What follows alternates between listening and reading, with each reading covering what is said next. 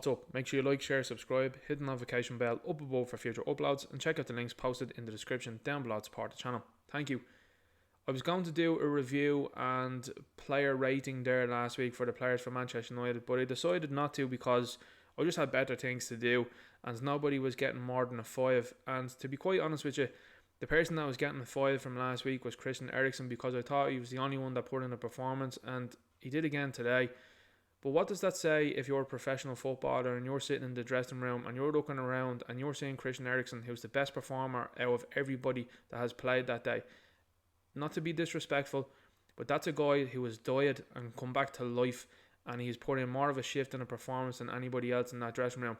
That says an awful lot about the current Manchester United team, and the same happened again today. This is dire straits now at this stage, and as I said here, Erik ten Hag's stay at Old Trafford will be a brief one. If he keeps selecting these people, which is why I put this up, when I seen this team selection, I was like, oh my god, there's no way he could keep doing this. He can't keep selecting Luke Shaw and Marcus Rashford. They were abysmal last week. They've been so bad that even the United stand had to come out and do a poll, and 83% of people want Marcus Rashford out the door. And there's more people waking up to Luke Shaw as well too. United stand can't hide behind that now, because the fact of the matter is this: people have wised up to Luke Shaw, they've wised up to Marcus Rashford, they're not buying the PR anymore, and after 2 games, 2 fellas that have failed to perform for a number of years at this stage are now being called out for what they've been doing. I think it's great to see. It's almost like the Rangnick thing really did re-energise the fan base into looking at the players, and indeed the club as a whole. Because I think Mourinho a number of years ago did say things that were correct, and maybe he's put it a little bit more bluntly, and maybe it's because the media spin on him being an alleged arrogant figure. I mean, he should be an arrogant figure with the amount of stuff that he's won. But the way Rangnick came in and basically echoed what Mourinho had said really put these people out of pasture, and yet still we've gone through a summer now of Erik ten Hag not getting rid of some people that need to be gotten rid of. So that's on him. And the selection of this 11 as well too is also on him, and the selection of last week's 11 is also on him. Because why are you buying Tyrell Malacia, who's a far superior left full than Luke Shaw, and leaving him on the bench? It's baffling. So we'll start off with the goalkeeper. David De Gea is terrible. He can't command the box. He cannot play football, which is required now in today's game. And he's also someone that has a blunder in him and likes to point the finger at everybody else. The jig is up now, David. You're on the transfer list. If I was Manchester United manager, you would have been far out the door now by now. I don't understand how the club thought Dean Henderson was surplus to requirements. And whatever you might think about Dean Henderson, he's better with his feet, he's better at commanding his area, and he's definitely way more vocal than this fella here. I don't see a leader in this guy. I mean, it says it all as well too when Maguire was picked as captain over David De Gea. Does that not tell you something then about what's going on behind the scenes if they don't think he's fit to be captain? This is a guy that doesn't play in the first team for Spain either. He's not been picked in the first 11. So you got to look at all these things and see if this is something that needs to be held at Manchester United. And sentiment has to go out the door now. This guy has to go. Terrible performance today. Harry Maguire, captain. This is the first thing Erik ten Hag should have done, along with getting rid of Luke Shaw and Marcus Rashford straight away.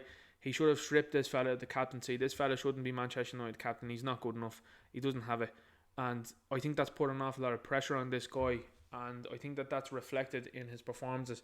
And not only that, when he's playing for England, he does a much better job because he's in a defensive 5. And there's also better people in front of him that are shielding him. Currently at the moment, you've got Fred. Fred's just not good enough. And then you've got Bruno Fernandes that seems to be gone off the boil totally. He's been very poor. He has for the last number of games. And indeed, a lot of people would say he was very poor last year. And I tend to agree, because he was someone that came in the year before and was absolutely brilliant. Lit the place on fire and has since failed to turn up. But going on Harry Maguire here, particularly the 4th goal, that's a goal that's conceded because Harry fails to press the crosser. Now, that's not to take away from the fact that Luke Shaw was absolutely roasted by the forward. You got to remember that one. But Harry Maguire didn't put an awful lot in there for that challenge, and it went by him. A lot to be said there in my view. Martinez, Okay, you can say he's culpable for possibly even the one that he fell over, and people will draw on the fact that this fella is 5'8" or 5'9". Yeah, these things happen, but here's the thing: this fella's only in the door. To me, you've got the likes of Fabio Cannavaro, who was a small centre half and was one of the best centre halves of all time. So I'm willing to give someone a little bit of slack and cut them a bit of slack. What I do think is very odd, though, is this is money that Manchester United have spent on Lisandro Martinez at the behest, allegedly, of Erik ten Hag, and he substituted him at half time. So that's not going to do this guy's confidence any good. It's also then making him a bit of a scapegoat as well too for the performance, because the people that were substituted at half time, I wasn't shocked with.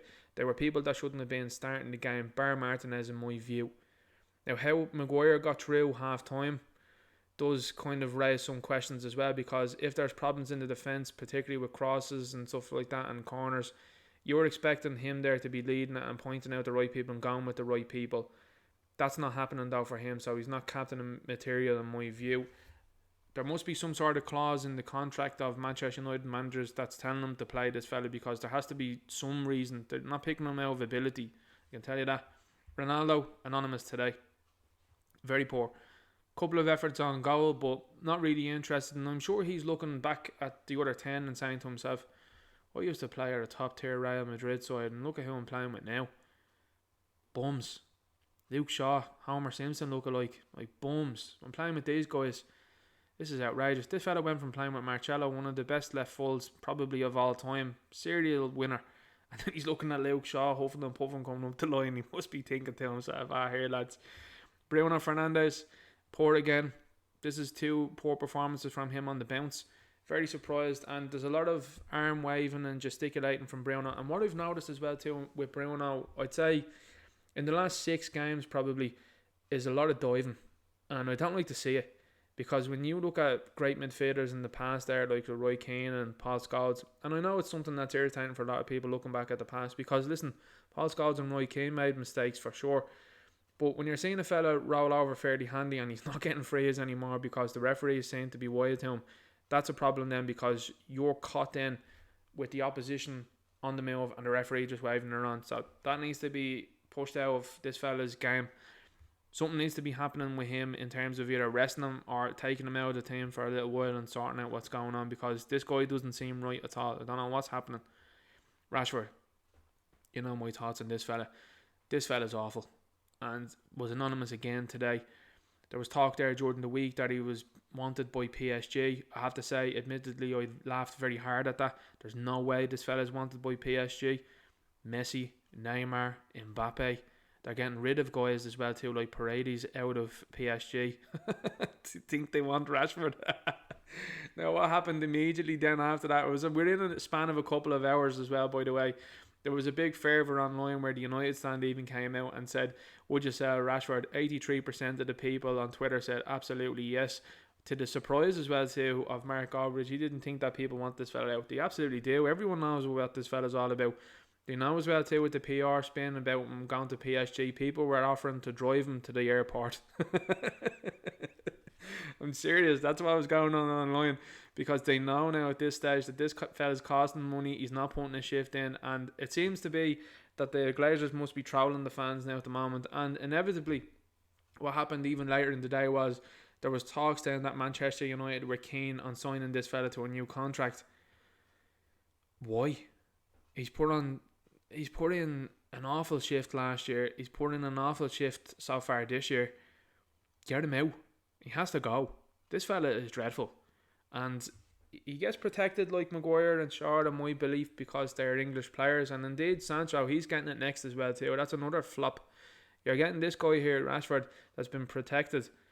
It's very strange, to say the very least. And I'd have let him off there, no problem. Sell him on for what you can get. Even at this stage of the game, I'd be selling them on to PSG or looking for a swap with like Verratti or someone like that. You know what I mean? Eriksen, best player today in my view, which is saying a lot, because I thought he was okay. He did alright. Culpable as well too, along with David De Gea for a goal as well. He seemed very irked by what David De Gea did. So whether he was prepared for it or not, or thought it was coming, or thought De Gea should have done better with it, I don't know. I would certainly rate him more of a professional than David De Gea, because this guy is a clever and very astute man. And indeed, like I said there as well too, when you have a guy that's died and come back to life, being the best player in your team, you really need to take a hard look at yourself, and that's Ronaldo included as well. When this guy is putting a shift in, had a couple of chances as well too, was unlucky, very unlucky not to score a goal towards the end when the ball just started up nicely for him and he missed. So again, if he'd have scored it, I think a lot of people would have been happier. But this fella, I'd say, I'm sure, is looking at Brentford, who are after putting 4 past Manchester United now. I'm sure he's thinking to himself, I should have stayed at Brentford. And by the way, that's no fluke either as well too. Brentford scoring 4 against Manchester United. You did the same last season. That's something that the Elboys said. Anyway, we'll go there and have a look at this then. Fred. Roy Keane talks about this guy all the time. What he's doing at Manchester United baffles me. This is another guy as well too that was substituted at half time.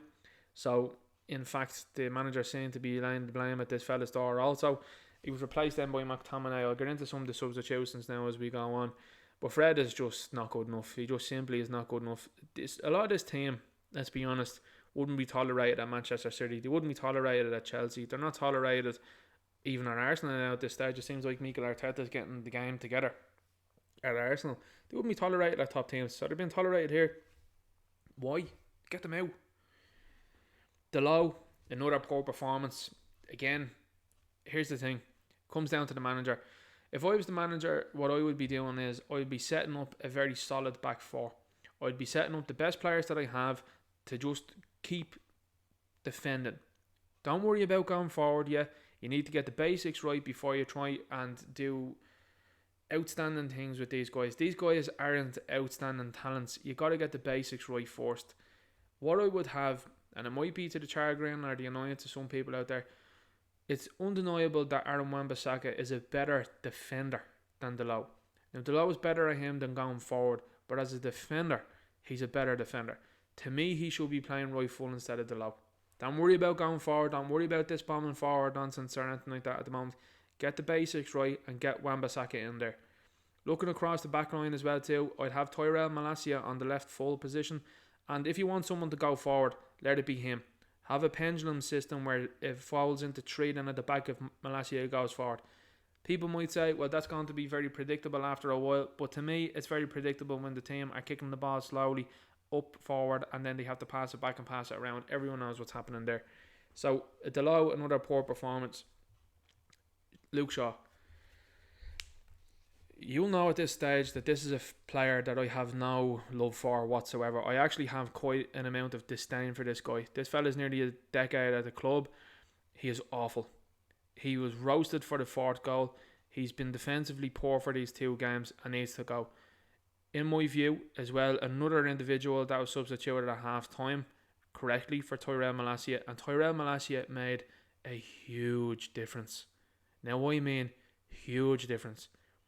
Brentford couldn't go down that left anymore because Malacia is aggressive and he's pressing the crosser, he's pressing the attacker, and I love to see it.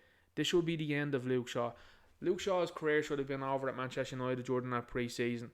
And indeed, I don't know whose decision it was to let Alex Telles go and to keep Luke Shaw. I don't know why they did that. How come Alex Telles was given a year and a half at Manchester United and he's been put out the door on loan? Meanwhile, this fella has 8 years at the club and nobody can recognise an achievement that this fella has done at the club. 0. Oh, he was good at the Euros. I don't care what he does for England. I don't care what he does in an England shirt. No interest whatsoever. He's not doing it for Manchester United. Harry Maguire looks great for England, but he's not doing it for Manchester United. Get them out. Very simple. So Homer Simpson here now needs to see the end of it now. At this stage of the game, if I was Manchester United, you might be spreading yourself a bit thin. But what I would do is, I would get Shaw out the door. I'd try and sell him now very quickly and hope, I don't know whether they've done it already, but certainly hope that Brandon Williams isn't too far gone at this stage and bring him back at some stage. Now, I think they might have sold him on. I might be saying that now and they sold him under the carpet or whatever. But he needs to go 100%. Jadon Sancho is a very, very strange individual insofar as this fella was absolutely phenomenal for Borussia Dortmund. And some people would say, well, that's the Bundesliga, it's a farmers league, it's a pub league. Maybe so. But you look at Erling Haaland and he's coming into the place and he's looking really good. And there's other players that have come from the Bundesliga and have done well. But Jadon Sancho came for a lot of money He was a peripheral figure last week. There was actually portions of the game where I forgot this fella was even on. And today as well too, the same. This fella is falling into the same category as Marcus Rashford in that they keep talking about him and his talent and saying what he can do, but he keeps failing to turn up. Keeps failing to impress himself upon a game. And it makes no surprise to me as to why Gareth Southgate wasn't picking Jadon Sancho and Marcus Rashford in his team for England in the Euros. Now again, I know I'm using England here as a bit of a measuring stick here for these guys, but I mean, when a guy like Gareth Southgate isn't picking you and you're not doing it for your club, I think it says an awful lot. Really do. So this fella's coming with a big price tag. Failed to do it now so far. He looks like another Jesse Lingard in my opinion, and I mean that's not any positive comment there at all. So you've got Heaton there on the bench. Again, not going to do much as a goalkeeper, I don't think. Tyrell Malacia came on, he was fantastic. I thought he done very well. This fella should be the left full for Manchester United now. This should be the end of Luke Shaw's career at Manchester United. Malacia was very impressive, and this is someone that I want to see in the United Jord in the first 11. But like I said, it comes down to Erik ten Hag. Why are you picking Luke Shaw, that Stevie Wonder could even tell you shouldn't be in the team, over this guy here? This fella was fantastic when he came on. Can't sing his praises enough. So good. And I mean, that's at a 4-0 deficit. He still tried. He was still roaring around him. I love to see it. I love to see the aggression. So I mean, this is a guy that I'm very interested in on. You've got Raphael Varane as well. The pedigree of playing for France and the Champions League. Listen lad, you can sort out. We're going to play Harry Maguire. Why is he on the bench? Now the thing is this, as I said earlier on, Raphael Varane will be lucky to play 5 consecutive games for Manchester United because this fella is very injury prone. But I would hope that he stays fit for the season, and if he does, I would rather see him partner Martinez than Maguire. Why, if he's a better centre half, why is he on the bench? Why, if he's a better left full, why is he on the bench? Know what I mean? Wan-Bissaka is 100% the better right full than Dalot. Forget about this fancy going forward tiki-taka type stuff. Get the right stuff done, the basics done correctly. Garner hasn't gotten a kick as well too. I mean, here's the thing, you have Fred on, you have Bruno who's been horrific. You then bring McTominay on, who's been horrific. And I think at this moment in time, I'm going to say this, I like Scott McTominay. I don't think he's a wonderful footballer. I think he's caught square an awful lot. He's not on the half turn. That's something that Paul Scholes talked about. I think he's absolutely correct on that. I would probably see McTominay more as a centre half. He plays there for Scotland. He likes to face forward, and I think there's nothing wrong with that insofar as if you convert him into a centre half, give it a go. That's what Scotland have done with him. But at Manchester United, they're playing him in the middle, and he's way out of his depth. And I think now at this stage of the game, even looking at him today with the woeful performance he put in when he was brought on, I think this fella's mentality is all over the place, and I think he might be reading into what's going on and being said about him online. I think he needs to be rested for quite some time, or maybe try it in a different position, because he's been picked by consecutive managers as well too, which is a fair thing to say. There's no doubt in the lad's heart, but is he a top quality footballer? I don't think so. I don't think he's a top quality footballer, top quality midfielder for Manchester United. Maybe if you got to go at centre half, it might make all of the difference. That's because I think I see the lad as being a nice lad, and I think there's something there. But again, if he's not good enough for the team, if you want to play midfield, if that's what he feels his position is and he wants to play there, he's not good enough, and he's another one that probably needs to go too. So strange to see Garner not getting a kick at all either. Maybe with the 4-0 deficit, Ten Hag didn't want to bring guys on that were going to be attributed to his results. Although, why not at that stage? You're down. These fellas have something to prove. This Malacia fella came on, had something to prove immediately. McTominay came on, really bad. Really bad performance. Just passing wasn't good. Tackling wasn't good. Yellow card then taken up. Probably was fortunate at the end not to be sent off, and I mean that comes after last week as well too, where there was a possibility of him being sent off as well too for a high tackle. Really bad tackle there also. And now Martinez as well too didn't cover himself in glory last week when he barreled over Danny Welbeck from behind when he didn't need to do it at all, so needs to get himself together too. Van de Beek, this is a puzzle I think that no one's going to solve at this stage. which is people thought that Ole was the problem. They thought that Rangnick was the problem, and they couldn't understand why this fella couldn't get a game. Erik ten Hag knows Van de Beek. He knows how he plays. He knows what he does, but he's not playing him. And he's playing other fellas and then giving Van de Beek 4 minutes at the end. Now, I remember very firmly and well Ole Gunnar Solskjaer saying that if you bring someone on in 80-minute mark, forget about it. Like, it's only a gesture at this stage. Now, Ole went on to do that then and said that these people he was hoping were going to be people that saved the game. Absolutely out of it. But anyway, bringing Van de Beek on with 4 minutes to go, why are you bringing him on? And like, why has he been brought on at that end of the game rather than early in the game at half time instead of McTominay? Like, why? Like, here's the thing, and something that Paul Scholes even said, and I do agree with it. If you feel that the game is in jeopardy and you're 4-0 down at that point, you might as well lose 8-0 as 4-0. You might as well take Fred off and go all attacking. And this is the way Manchester United should be, because this is what you look at Manchester City, say, for example, and what they do. They have an abundance of talent there as well too, and they've let defensive midfielders go now. Now, I do know that they have other ones that are there, like Rodri as well too, and Gundogan, I suppose, fits that role too in a way. But you're playing Brentford, with all due respect, and Brighton. You're Manchester United. You should be lining up with Bruno Fernandes, Eriksen and Van de Beek, because you're assuming then that you're going to control the ball and you are going to stress these fellas out, you're going to tire them out, and then you're going to drub them. You're playing Fred though. Like, so what's the gig there? If you play Van de Beek, if that's where he is, as a deep lying midfielder and someone to protect the back four, that's fine. If you do that with Eriksen, that's fine. If you do that with Bruno, that's fine. But what's the story with the Van de Beek decisions? Because, again, you're seeing some selections in this team that's very akin to what Ole was doing and what Rangnick then was doing sort of towards the end. Rashford wasn't getting a look in though for him. Elanga comes on for Jadon Sancho. I mean, that says it all. Said it all. Elanga's an okay player, and he did well, I suppose, last season when he was given the chance, but he comes on and he's offside.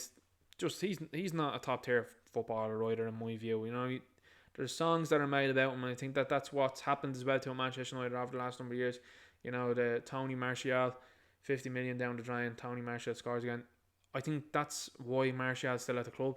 People making songs about someone that's done okay, not a top tier footballer, another guy that should have been out there. I'm not going to say, you know, out there as such, but I would speculatively, allegedly say that it's kind of an odd timing that Martial's got injured, where he looks like he's going to miss the end of the transfer window. So, you know, make it that what you will, I'd say. But Elanga, not great. Garnacho, puzzling decision as well too when you look at some of the people. Like Bruno Fernandes at the moment is playing terrible. Why not play Garnacho? Why not give him a go? Because this fella came on and he has played very well. Now, pre-season is, as you know, Mickey Mouse stuff, because here's the thing, when Liverpool turn up to play this gang are in serious trouble. But this fella played very well in the pre-season, so why not give him a go in the place of someone else? These are brave decisions that need to be made by the manager, and at the moment they're not being made. He's reverting to type here and reverting to people that would be considered as the senior professionals in the squad. But the senior professionals are failing. They're not good enough. So you might as well, as they done years ago, play the kids. And here's the thing, they'll get better and better, they will. They might not win every week, but most Manchester United fans will say with each coming game, you're looking forward to the game, but you're dreading it too, because you're saying to yourself, right, if this side is selected and there's someone in here, anytime you see Luke Shaw's name on the team sheet, I'm like, game's over, forget about it today. That's how I feel. And I feel that way as well too about Marcus Rashford. I feel that way now about Jadon Sancho. I feel that way now about David De Gea. That's a large portion of the team where I'm already like, I'm checked out, because there's players that are looking at these guys going, yeah, nice one, I'm going to have a good day today. So you need to really get someone in the door, multiple people in the door now. Like, I think you've seen a lot of fan complaints, and I think Manchester United in the last week or so were asking people's opinions with the Rabiot stuff and stuff like that. Rabiot's in a better position now from a negotiation standpoint, because he's coming in looking at this going, this looks terrible, give me more money. Any other player that's coming in here now as well too is looking at this situation, if they're looking for Frankie de Jong, is looking at this going, holy shit, it's not going to be just me that's going to improve this, going to need like 6 other people. And then you just harken back to the comments that Ralph Rangnick made, which was this team needs 10 out and 10 in. And he was gotten rid of then for telling the truth. The same way that Jose Mourinho was gotten rid of for telling the truth. So this thing is in free fall now at the moment. And if rumours are to be believed, it seems like Michael Knighton and Jim Ratcliffe might get together with a consortium, perhaps, to buy the club. That's probably the only way out now at this stage, because if the club do something like on deadline day, which they're infamous for doing this because it sells shorts and it's all about merchandise marketing and keeping people happy until January, and then they'll make some rumblings and have themselves linked with certain people and then veto those decisions. These are decisions and suggestions that were made by Rangnick, the likes of Luis Diaz and 4 or 5 other people now that have gone elsewhere that have performed very well, were suggestions made by Rangnick. He's publicly talked about them and they just didn't listen to him. They said, nah, you're all right, thanks Ralph. So Erik ten Hag has a big one ahead of him, but like I said, it doesn't help the situation when he's picking fellas that have failed to perform for years at end now at this stage. Liverpool are coming and playing them now, I think on the 22nd. There's a big fan movement as well too to empty Old Trafford.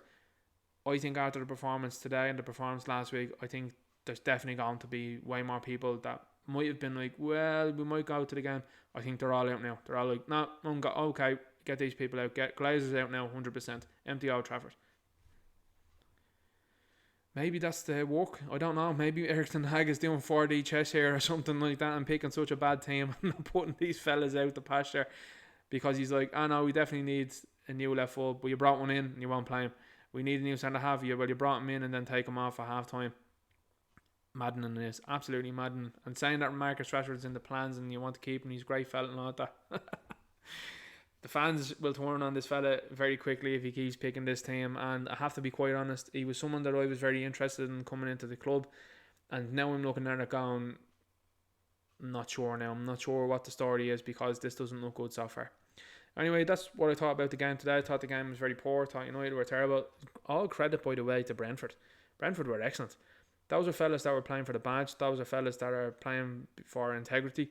And when you're a club like Manchester United, every game you play against these other teams is their cup final, is their moment to make a name for themselves, is their moment to make themselves a hero for their own team. And these players either don't care, which I think they don't care, or don't realise it at all, which is why you're seeing shock and constant apologies and constant excuses then from these guys. But here we go. 2 weeks, I think, is it now, left of the transfer window. Dire straits now at the moment. If I was the fans of the club, I'd be demanding serious change immediately, which is what the fans are doing, which is looking for new owners, but also personnel, because it's somewhat distracting, I would say, to go all in on the owners now at the moment and have no reinforcements at this stage, because United are bottom of the table. Now, look, you'll see what happens there. But United are bottom of the table now at the moment, and if no reinforcements come in, and certainly some bad eggs don't get thrown out, they're in for a long season and a very bad season, because I can't see this being turned around. I really can't. Anyway, I'm going to leave the video there. Make sure you like, share, subscribe, hit the notification bell up above for future uploads. Check out the links posted in the description down below to support the channel. And I'll talk to you later. Good luck.